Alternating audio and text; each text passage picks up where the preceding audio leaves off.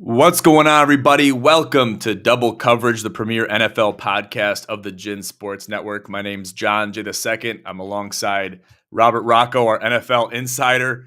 Robert, talk to me. Tell me something good. I know we're down in the dumps over here. Both of us are for separate reasons, right? Which we'll get into, but it's going to take some time. How are you doing, though? How's everything going?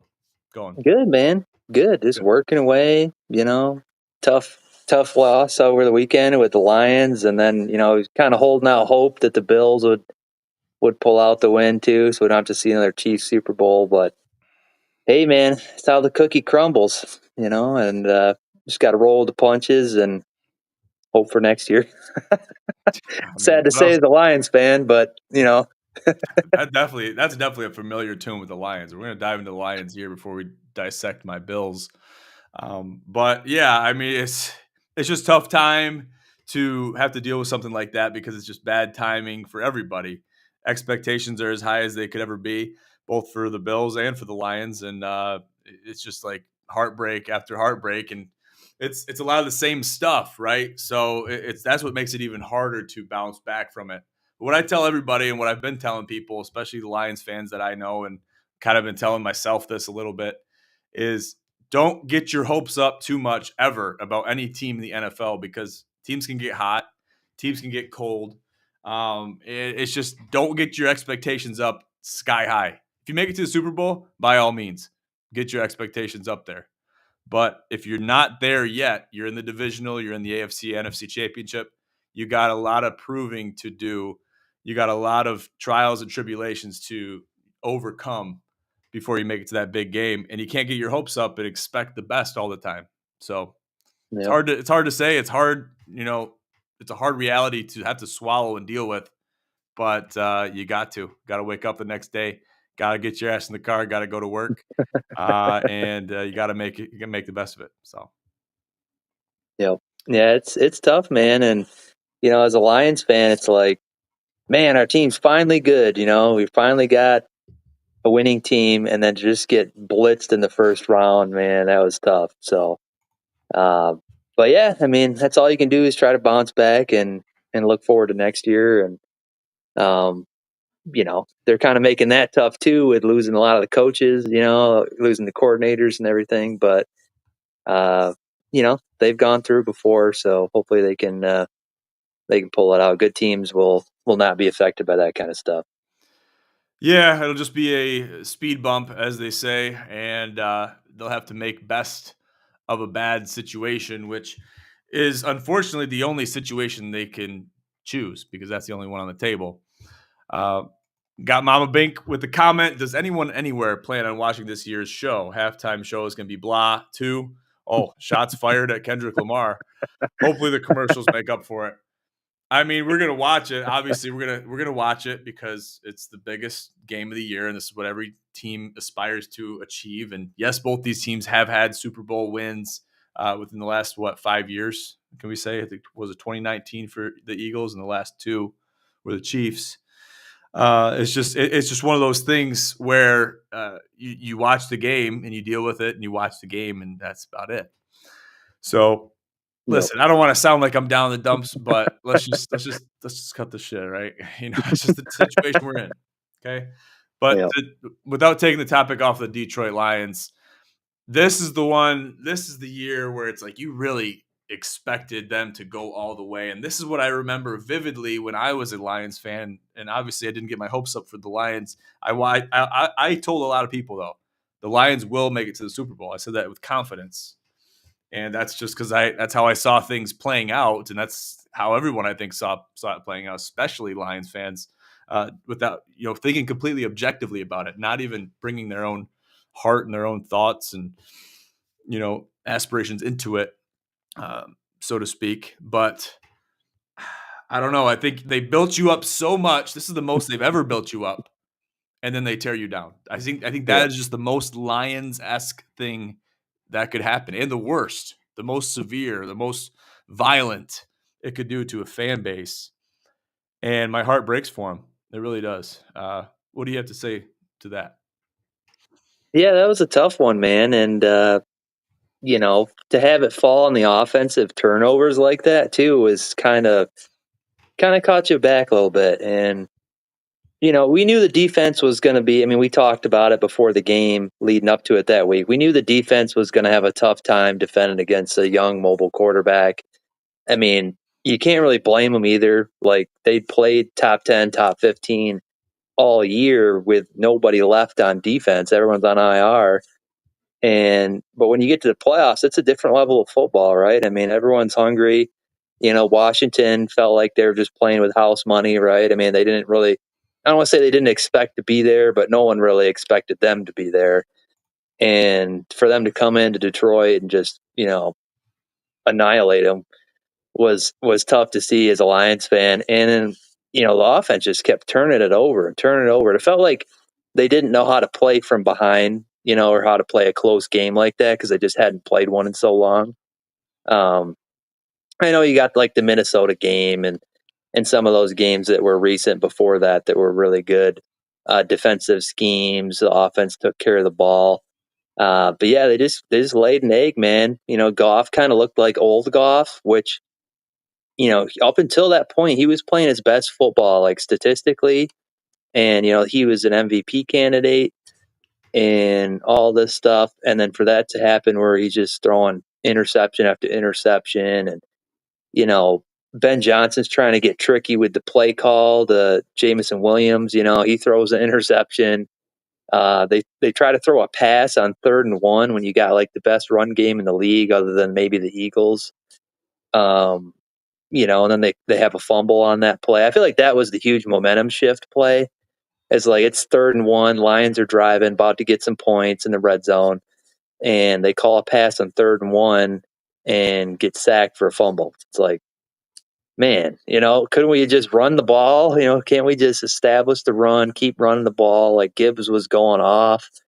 So that was tough. And as good as Ben Johnson was, and I wish him well on a new team and how much he helped us win here, like he almost tried to get too tricky sometimes with that stuff, right? I mean, we were only down 10 when he throws that Jamison Williams pass in there, and it's like J-Mo's an athlete, but he's not sitting back there like some cerebral quarterback that's going to make all these right decisions. So I don't know. I feel like those two plays were killer, and then Goff had a terrible game. It was just kind of a little bit of everything coming all at once, and then the defense obviously didn't help him out at all.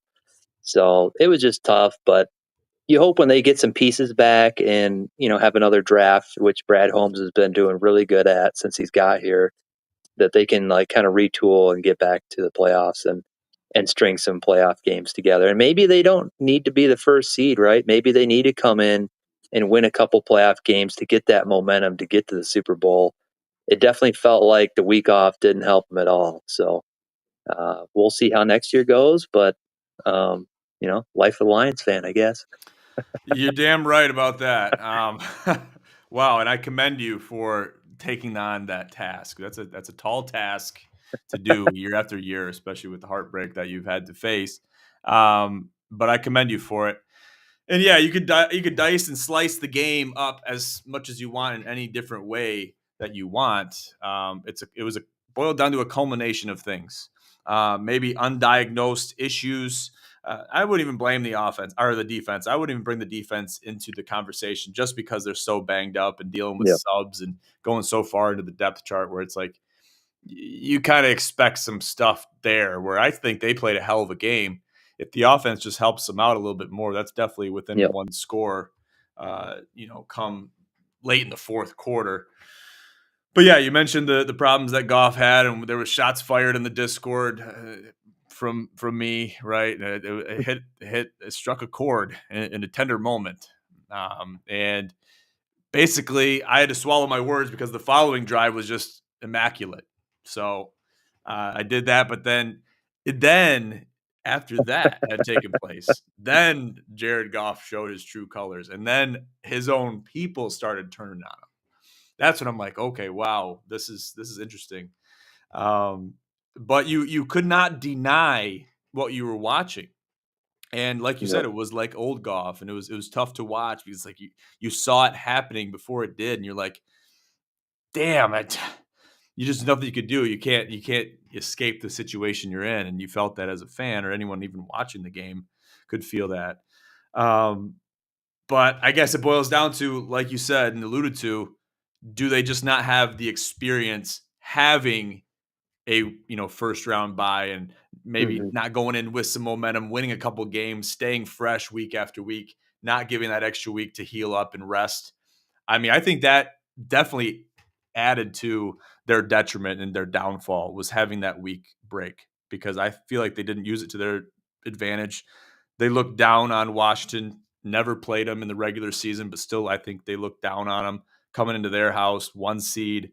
A lot of that might have got to their head, and maybe they underestimated the Commanders, and that's Yeah, led to their they downfall. definitely did. The Eagles kinda laid the blueprint for how to beat them. Obviously, getting 7 rushing touchdowns, which is just insane for a playoff game, and that's really what the Lions should have done, and they should have just controlled the clock, but, they once they got behind a little bit, they started, trying to take deep shots down the field. It was like all of a sudden, they tried to do a different style of offense, and it just didn't work out. I wish they would have just stuck to the game plan, kept running the ball. Uh, you know, Montgomery and Gibbs were still doing like what they always do. So I'm hoping that when they do make the playoffs next year, that they stick to what their identity is, which is running the ball, and then hopefully the defense can step up a little bit and they can play good defense, get a couple stops, get a couple turnovers, and play complementary football for each other because it's a team game. So you can't just sit there and point, well, our defense or our offense. It's going to take everything to win. And in these good teams that are in the Super Bowl, they have everything, right? I mean, no one's talking about the Chiefs' offense or defense. It's the whole team. Same with the Eagles. Their offense and defense has played complementary football all season long. So that's why they're in the Super Bowl. And you could say even some of the games, like just leading up to that, like the Bills, right? Their defense has been kind of suspect at times, and you kind of look to Allen, like where's his playmakers now, right? Now he's lost Diggs and some of these guys over the years. Um, that's kind of where the Lions, like, they have all the tools they need on offense to be successful. Get a couple more pieces on defense, and I think they'll be okay. And yeah, and it's kind of eye opening. Hopefully, Goff can come and play some good football. He played really well in last year's playoffs, like definitely good enough to get to the Super Bowl if we would have just had a better defense. So yeah, you kind of look at it like that. Like hopefully, like that's the Goff we want to see next year. Especially, he's under contract. It's not like we're getting rid of him anytime soon. So, you know, just a bad week, and hopefully it's a thing of the past soon. Well, let's talk about that a little bit more as we get a comment here from Sam Binkowski. Next year is our year, he says. I mean, that's coming from one of the biggest Lions fans that I know. You know what I mean? So we'll have to wait and see. But I want to know what your take is on Jared Goff. Is he the guy? Like you said, they're not getting rid of him anytime soon. It seems like you are on Team Goff, win or lose. I mean, I've been critical of him since day one, and even on this show multiple times leading up to the playoffs and the season finale. I've been very critical of Jared Goff and the suspect um, things that he does, things that you look at and you're like, oh man, I really wish he didn't do that or did it this way. And it's so easy to do that and dissect it and break it down like that. But anyone that is a part of your team that you're cheering for, it all revolves around the quarterback. They're the facilitator. Um, you know, regardless of how elusive and how athletic they are, that's your guy. That's your guy, and you're rooting for that guy to lead the offense no matter what, no matter how good your offensive line is, no matter how good your weapons are on the outside, slots, wide receivers, tight ends. How do you feel about Jared Goff, and what do you think he's going to have to do differently for the Lions to be successful? And yeah, he's going to have bad games, but you can't have games like that. How do you make that happen um, if you're on the coaching staff? Yeah, I think for starters, you don't try to put it all on his shoulders. Like he's not Lamar Jackson or Patrick Mahomes or anything, right? I mean, he's good. He's definitely top 10 in the league, but he's not some guy that's going to win the game on his own. So when it's 3rd and 1, you have the best running game in the league. You turn around and hand it off, right? I mean, we don't need to get tricky with these trick plays all the time with Ben Johnson, you know. So I'm hoping that they get a little bit more back to that. Um, and like last year, you know, when they were in the playoffs playing against San Francisco, and we spotted our suspect defense a bunch of points, which they completely gave away in the second half, and then of course the Lions offense started to sputter a little bit, but they'd already put up 24 points by the half, so it's kind of hard to blame them for that. And then they had those couple, you know, conversions on 4th down that were just drops and misses. So it's hard to put that on Goff when, you know, you throw it right in the guy's hands, and that's one play that could have gotten them to the Super Bowl last year. And then their defense goes out and keeps making mistakes. So he definitely played well enough to get to the Super Bowl last year. You know, so if he would have played like he did this year, last year as well, I'd be like, get the guy out of town, right? I mean, he's obviously not fit for the big moments, but he played so well through last year's playoffs that it's kind of like, all right, this is going to be the, you know, 3rd year of playoffs with Goff for us. Let's see what happens. You know, that's kind of where I'm at with it. And he was playing MVP caliber up until the playoffs this year. Um, some were questioning like if he actually got a concussion on the interception return because he played even worse after that. You know, when he got blasted and went into concussion protocol, there was a lot of chatter that like, yeah, he's not right. You know, something's off now. That he might have passed concussion protocol, but something, you know, that messed him up for the rest of the game. It felt like. So, and then I just think that as a team, they're not used to playing from behind like that, where Washington basically just at will was scoring right out of the gate and they were just playing behind the 8 ball. So I think it's not the style offense he's built to play, and it's definitely not the style offense that they're built around with their offensive line and run game. So I think they just need to get back to their roots and play some complementary football. And, you know, he can be the guy, and everyone's kind of like clamoring back. Well, Stafford, you know, he left, you know, went somewhere else and won immediately. And people always forget like the terrible playoff games he had when he was here. You know, I mean, we could have won more playoff games if he hadn't turned the ball over so much in the playoffs. And I'm a huge Stafford fan. So, you know, everyone thinks back to that Dallas game where Pettigrew got the pass interference. They got picked up, you know, and that was like a huge turning point. Everyone forgets that the Lions had like 2 or 3 more chances on offense after that, and Stafford turned it over like every time. So, um, yeah, I think Goff's an improvement as far as, you know, the turnover category, and I think we can win with him. So, I mean, he's proven that in the regular season. I just think, you know, that's got to start translating to the playoffs. Fair enough. Fair enough. That's coming from a Lions insider, folks. Okay, he knows more about the Lions than a lot of people. So there's nothing I can say to that. You know what I've said. You know what my feelings are on Jared Goff. I guess it's easy for me to say because I'm not a Lions fan. I don't know. Maybe it's not. I try to be as objective as possible. I just think he has to work on his agility. That's it. Agility. And you brought up when he got blasted on that pick that he threw, and you tried to get in the way. I don't even know why he should have just stayed on the ground, because Yeah, that was a one-way ticket to the blue tent. But damn it, man, protect yourself for the contact.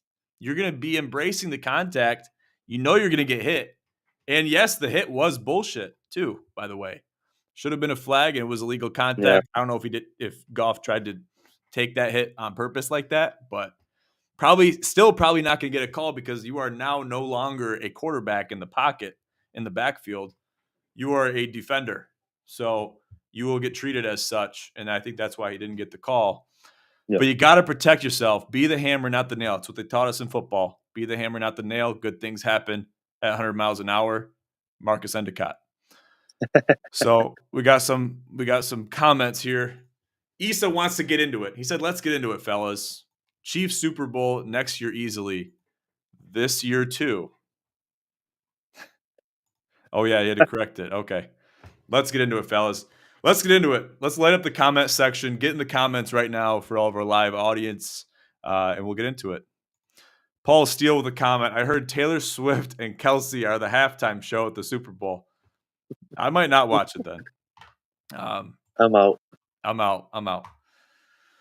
So it is what it is. You can dissect it, look back at it, rehash it. Doesn't change anything. Doesn't change the outcome. All right. Yep. So we'll leave that be for now. I'm sure that'll be a pertinent topic going forward, but we'll let it be for now. Let's talk about the Buffalo Bills. Where did they go wrong? I want to hear what you have to say first, because you're looking at it as objectively as you can, which I think you do every team, even the Detroit Lions.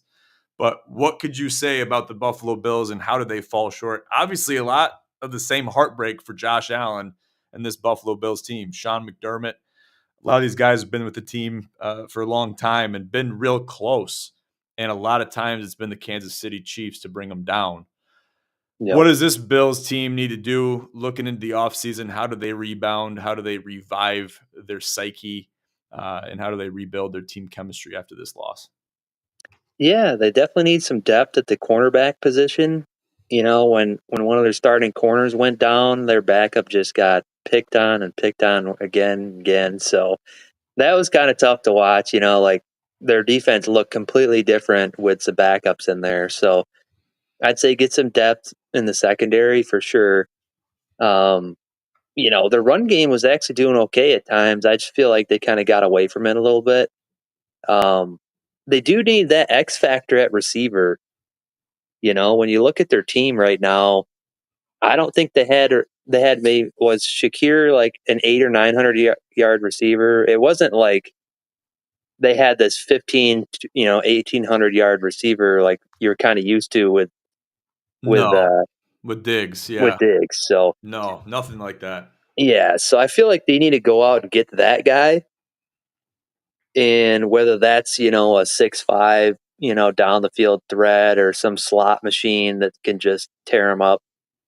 I feel like they need that X factor. You know, they did a good job of spreading the ball around. I think they had like the most receivers over 250 yards. It was like some ridiculous number, like 9 or 10 of them. So they did a good job with the scheme of spreading it around. But to get over the hump against the Chiefs, man, you need that guy. You need like the dude that you can go to. I mean, you look back at the Rams won the Super Bowl, it was Cooper Kupp. The Chiefs, you could say Kelsey or Tyreek Hill, and with the Bills, it's like a question mark. So I feel like they could use some help for Allen on offense there. And it's watching against the Chiefs, it was pretty tough. There was definitely some calls that really swung that game, and I hate to be like, oh, it was the refs. It definitely Trust me, wasn't. I hate to be that guy more than you do, probably. But I actually Yeah, didn't notice a lot of these issues. Yeah, there were some tight calls. Yeah, there were some close calls. Oh, did he get the line to gain or not? Those questions were there. But until I saw the replays and the rehashing yeah, of those calls in more depth, I was dumbfounded with how much the refs really did influence that game on multiple occasions, not just one. yeah, Um, I couldn't believe it. yeah. It's not much you can do there either. It's just you know, they're not like rigging the game per se, right? But they're definitely favoring certain teams with these calls. It's just when you watch enough of like the Chiefs games, one of these calls goes away almost every time. And it's like some huge critical moment call. And yeah, that Josh Allen run, like he 100% had the first down to me. Like the ball was across the plane. They even did like a top down view of it. And yeah, he was across the plane 100%. I mean, that's a huge moment of the game where they needed the first down. Um, so it's just tough. And then, he gets blasted, but because he's like this big mobile quarterback, he never gets any flags for that. Like, never gets roughing the passer calls. Kind of like when Cam Newton played. Remember when Cam Newton would just get annihilated and he would never get a call because he's the mobile quarterback? That's kind of how it feels with Allen a little It's bit. because they'd opened themselves up to danger on a regular basis, on a play after play after play basis. They put Yep. themselves in harm's way, and then once they're in a vulnerable state in the pocket, throwing a pass or doing whatever, they're suddenly considered to be the same as a runner ball carrier, Yep. which that classification in where the ball is being played from should not be. They should be taking that into account regardless, because a lot of times the recoil from such hits is the same as it would be with the Patty Mahomes or Jared Goff or that Yeah. hittable, I'd say non-hittable quarterback. But these guys put themselves in harm's way, so they don't get those calls. Yeah. Yeah, it was definitely tough because I mean that's in a close game like that. That was all the difference. But yeah, I feel like the Bills need a couple more pieces to get over the hump, and that's got to be super demoralizing. To follow the Chiefs once again. It's like, man, they're that team that just can't get over the hump. They need to figure it out, and it's hard, but shows how hard it is to win in the NFL too, man. Like it's no gimme. Even if you are a great team and you have an MVP guy like Josh Allen, you still need a lot of pieces around you and the perfect things to all line up. The stars need to align for you to make it all the way. So I think they'll bounce back. I mean, they've been a good team for a while now. So as long as they got Allen at the helm, I think they got a chance to be back. You brought it up and mentioned it perfectly. It is so hard to win in the NFL. And not only that, but I think us as football fans, as fans of teams in the NFL, we think that we can build off of last year's success and we can just go just a little bit further. But in reality, you were back at square zero Yeah, every single season. So whatever happened last season, forget about it. That's all gone. That's in the rearview mirror. You got to focus on the here and now. And the crazy thing is that's kind of how it worked for the Lions from last year going into this year. You really built off of that and you really compounded that success that you had, but you still, hit the roadblock at around the same yeah, spot. So that's the frustrating part. For for me sure. with the Bills, and I looked back and rehashed all those calls, and yeah, I do think the refs had some influence. But as a watcher of the game live, as a spectator of the game live, I just figured they weren't doing enough to win anyways. Because you Yeah, shouldn't have to be fighting for a yard when you need a yard. You shouldn't have to be going on 4th and goal when you need a touchdown. You know what I mean? You got to set yourself aside. And if you have to execute on those plays, then you got to do it convincingly. If it's within an inch and a hair, then that's too close. That's too close. You should never have put yourself in that situation anyway. So that's yeah, kind of how I look at it. I'm very ultra critical of this Bills offense. They need to succeed week after week. And when you got to win, especially against the Chiefs, your arch nemesis, and that's became one of the hottest rivalries I'd say in the NFL today, you got to rise to the occasion and have the right play calls called. yeah, I can't stand seeing midline. Robert, breaks my heart. Seeing midline be played, I don't care what team it is. Why do we do it? Let's run something to the outside. Let's run a jet. Let's run a play action. Let's run a screen. Something. Give me get some something. creativity. Yeah, Not up the middle. Not every time. Or when they're expecting the tush push, we're not going to run the tush push because we know they're defending against the tush push. yeah, Makes my blood boil, man. But yeah, you got to look at into the offseason, look and see where you can build. This has got to be demoralizing for Josh Allen to really feel for the kid. And he's just gonna have to build and pick up his chin and move on because that's what he's had to do for the last better half of the last 3-4 years. they So, handed out some questionable contracts too. I mean, like look at Von Miller.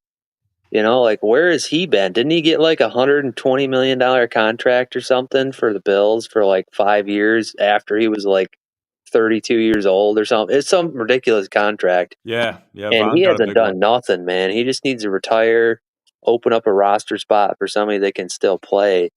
And there's nothing wrong with that, dude. I mean, he had a great Hall of Fame career. Ride off into the sunset and let somebody else take your spot. He's got a bag of money. You know, time to move on. Yeah, there's gonna have to be some rebuilding done in the offseason for the Bills. Otherwise, they can forget about an AFC championship in the next 5 years. They're gonna have to do some rebuilding, reconstructing, and have some mentality shifts because otherwise it's going to be a lot more of the same. That's what it's going Yep. to be. So I digress. But let's talk about the Super Bowl, I guess. Eagles, Chiefs. Who do you got? Who are you looking at? Well, I mean, it's hard to pick against the Chiefs, especially when they're getting the calls like they are. Um, but the Eagles, man, that run game and their defense, I mean, that's no joke. And last time they played each other in the Super Bowl, it was a close game, high offensive scoring game. So I think that with that run game, if they can really get that going, really control the clock, keep it out of Patrick Mahomes' hands, get a turnover or two on defense, they could easily pull away with this one. But yeah, it's hard to pick against Andy Reid, Patrick Mahomes, Spagnola, right? I mean, it's the team, right? They're the kind of the new Patriots that are always in the championship game. They're always making it back to the Super Bowl. They're getting the calls just like the Patriots used to do back in the day. True. It's So it's literally the yeah, same exact thing. so it's kind of hard. And the NFC has always had a tough time. It feels like to actually come out and pull out these Super Bowls against really good AFC teams. So they definitely got an upward battle, but it can be done. And I mean, they just scored 7 rushing touchdowns in a game in the playoffs. So that's crazy. But then again, they barely beat the Rams. So you kind of look at it both sides like, man, the Rams with Stafford almost came back and won. That was one of like our upset specials that we kind of picked. Like, if that's going to be an upset, we kind of was leaning on that game. And yeah, they almost pulled that one out. So you just never know. And the Eagles kind of had a couple questionable losses. I think they lost to the Bucks, in their early in the season. But um, yeah, if they can play like they did last week, it's 7 rushing touchdowns and play some good defense. Hard to beat that. I think they lost to the Commanders too, the regular season. Yeah, they might have. They had a few losses, so yeah, and like Hurts has had some stinkers of games, and like he didn't have to play some ungodly game because of people are calling to ban the whole tush push quarterback sneak, on the goal line because the Eagles have gotten so good at it. And it's like, man, well, if you don't want them to score a touchdown on the play, don't let them get all the way down to the half-yard line. I don't Exactly. understand like that logic of we should ban the play because the team's now perfected it. Like, I don't know what your thoughts are on that. Well, you're preaching to the choir, Robert, because listen, and they're missing the point. You should never have to get yourself in a situation. If you get yourself in a 4th and inches situation where you have to deal with a tush push, you never should have gotten a 4th and inches situation in the first place as a Yep, defense. exactly. That means you didn't do your job. You're within less than a yard. Just give them the first down. Essentially, the tush push is essentially a formality at that point. Yep. So yeah, that's Yeah, he had bogus. 3 of them last week, so Yeah, they have people were perfected getting it. mad. They have perfected it. You're not wrong about that. Yeah, so we'll see. I mean, Give me the Eagles, man. Give me yeah, the give me Eagles. the Eagles. Give me the That's our Eagles. only hope. It's our only hope at this point. Let's end this damn Chiefs debacle. Put them to bed. No more dynasty. Let them ride off with their couple rings, and we can go watch somebody else enjoy all the fun. I mean, give Andy Reid and Nick Sirianni the credit, though. They have brought multiple teams to the Super Bowl within the last 5, 6 years, right? Yeah, It's impressive. It's impressive. Tip your caps to them. I mean, the Chiefs they're a force to be reckoned with, much like the Patriots. I mean, honestly, you look at the similarities between the two teams, it's almost uncanny just to witness it happen. And I would argue that Patty Mahomes might be coming for Brady's record. It could yeah. be. It's in the cards. I mean, he's got to have his sights on it. He's got to be looking at that. And their And defense has really kind of stepped up. Like their defense has carried them for a lot of their wins. And that feels like the Patriots at times too, right? Like early in Brady's career when they had all those Hall of Famers on defense, it kind of felt like he was just in the perfect situation at the right time where they have this great defense, some good run game going. Like he doesn't have to make all these perfect plays. He does because he was Tom Brady. He comes through the clutch. But he had to do more of that. It felt like later in his career when they leaned more on the offense. So I feel like Mahomes, like he doesn't have to even really do that right now. His defense is playing so good. He just got to take care of the football and get it to his couple playmakers and let it work. Yeah, Mahomes is such a good facilitator. Um, he is he is the unstoppable force that you have to stop. So, and that's the toughest thing to do because they are so creative, they are so elusive.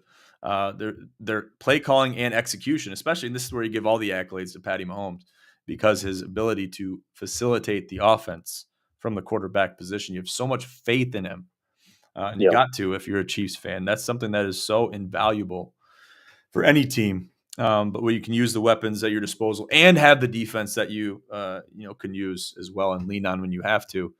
It's really tough to stop, especially in the playoffs when you're so seasoned in the playoffs, so used to playing in high caliber, high stress games. Yeah, he's got some wheels on him too, man. Like when you least expect him to run, he takes off and gets that like 20-yard first down that like the defense had him stopped, and he just nope, not That's the today. biggest difference between him and Brady is Yep, the ability to scamper. yep. But Yeah, he kind of feels like a prime Aaron Rodgers with it, like yeah, very much so. Moves a lot like him. Moves a lot like him. Good deal. That brings us to the end of the show. End of the show. Robert, you got any final words, final thoughts going into? We have an off week, right? And then we got the Super Bowl, so we got a whole extra week of a lull period. But what do you got for the people? Maybe even a special note for the Lions fans out there. hey man, all I'm saying is fly Eagles fly, dude. We gotta watch him take down the Chiefs. I'm just rooting for him. And yeah, tired of this whole Taylor Swift, Kelsey garbage on my TV. We need to we need, You and and me both. I feel that way too. they got some dogs over there too that I'd like to see win, right? I mean, Darius Slay's playing over there, and Saquon Barkley's, deserving of a ring. So yeah, it'd be Absolutely. it'd be cool Absolutely. to see that team win as a whole. I mean, there's a lot of good players, and yeah, they've had one crack at it already. So that's about all I got, man. Looking forward to it. Yeah, I'd like to see Saquon get one. He's a good guy and did a lot of great work for me on my fantasy team. So I commend him for that and give him all the credit. So yeah, go Eagles fly. I can't believe I'm saying that. In any other situation, I wouldn't be. Trust me. But yeah, that's the kind of the situation we're in. So Got to yeah, root for somebody, man. yeah, that's right. That's right. Have something to live for, right? All right, that brings us to the end. Thank you so much, ladies and gentlemen. Thank you for the comments. Be sure to check us out on social media. Check us out through our link tree in the description of the podcast, beneath the podcast in the description. Check us out on our website, ginsportsnetwork.com. Check us out on Instagram at ginsportsnetwork, and we'll see you here next time on Double Coverage. For now, I'm John J. II alongside Robert Rachow. Have a good night.